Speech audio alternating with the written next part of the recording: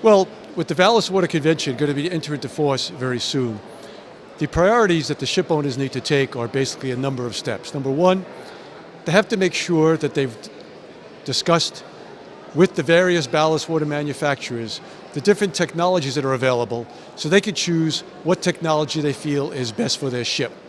Once they've done that, then they need to look at their ship and decide what spacing is available, what piping is needed, what type of shipyard availability is there, things like this, so they can make sure that when they purchase the right piece of equipment, they have the proper planning ahead to put it in. The next thing they need to focus on is making sure they have a piece of equipment that's going to serve their purpose, not only to meet the IMO requirements, but also the US Coast Guard requirements.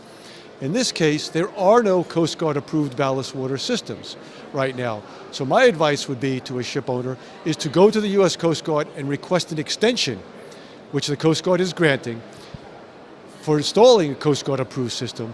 Once they have that extension, that gives them time to allow the Coast Guard to approve ballast water systems, which they indicate should be occurring later this year and into next year, so they have more options to decide what equipment is best for their ship.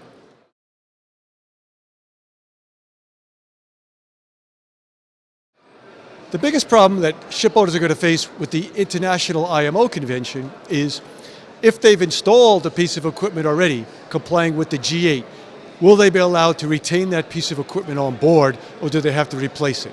The good news is that IMO is considering what's referred to as the roadmap for non-penalization of early movers. So a ship owner that has been proactive and installed a piece of equipment that meets the G8 standards, for the most part, will be allowed to retain that equipment on board, provided it is maintained and operated properly. The one thing that remains to be seen right now, though, is at the MEPC meeting in October, they will finalize that roadmap.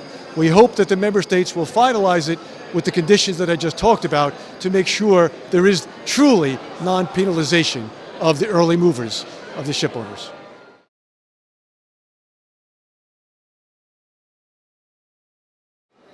Well, luckily, it's not as difficult as it may seem. Yes, there are two agencies regulating ballast water in the US, but the US EPA has basically adopted almost all of the US Coast Guard requirements. They got the same standard, the same schedule, things like that.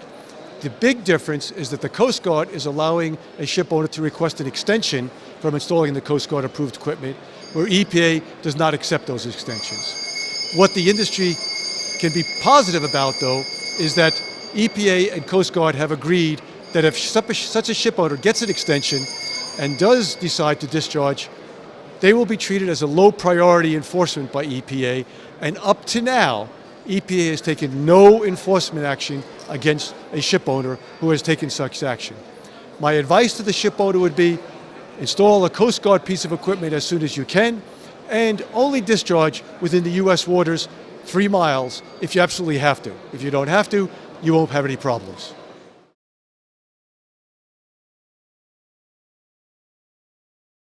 The shipping industry I take to be the ship owners and the ship operators. They're in the hands of the ballast water manufacturers. It's up to the manufacturers to produce for the ship owners reliable, robust equipment that is going to last on the ship and not cause any problems for them. As long as the ballast water manufacturers can provide that equipment, then I think the ship owners will be ready to do this. In my view, as I just said, there's no silver bullet that's going to save the ship owner, but the best piece of equipment they can buy right now is going to be a Coast Guard approved equipment. So my advice to the ship owner is wait until there's Coast Guard equipment out there. Once it's approved, install that type of equipment on their ship, and that's the best chance they have of making sure they'll be in compliance with both the US Coast Guard and the IMO requirements.